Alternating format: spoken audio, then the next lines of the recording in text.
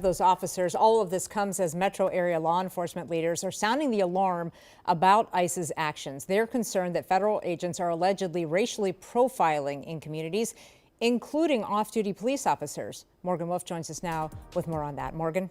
Well, Rena, this morning, dozens of law enforcement officers stood together denouncing the actions of some federal agents in Minnesota, making it clear that they believe immigration enforcement is important to national and local security. But if it is not done right, it erodes trust in all law enforcement. I don't think the leaders in Washington, D.C. fully understand what some of their groups are doing here and how much damage that they're causing. That's why we are here to kind of bring this to light. Standing united, Minnesota law enforcement officers say some federal agents are racially profiling and harassing U.S. citizens, including their officers. I know what it feels like to be stereotyped, judged, and profiled. I know firsthand what it means to be seen before being understood. We should not be at a point in this profession or any profession where you have to teach people how to treat people. Brooklyn Park Police Chief Mark Bruley says that one officer, who is a person of color, was surrounded by ICE agents while driving. When they boxed her in, they demanded her paperwork, of which she's a U.S. citizen and clearly would not have any paperwork. When she became concerned about the rhetoric and the way she was being treated, she pulled out her phone.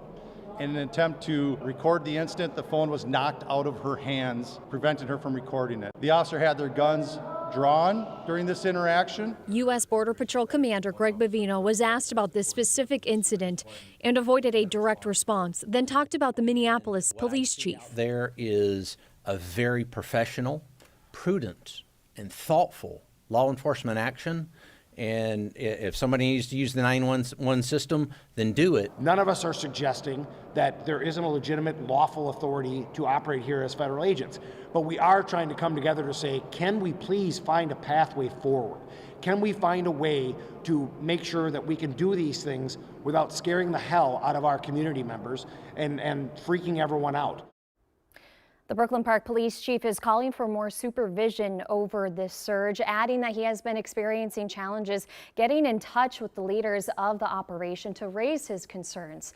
The chief says that he received calls from federal agents that he does know who say that this is not how they act, and it is a small group of federal agents behaving this way. Rena? All right. Thank you, Morgan.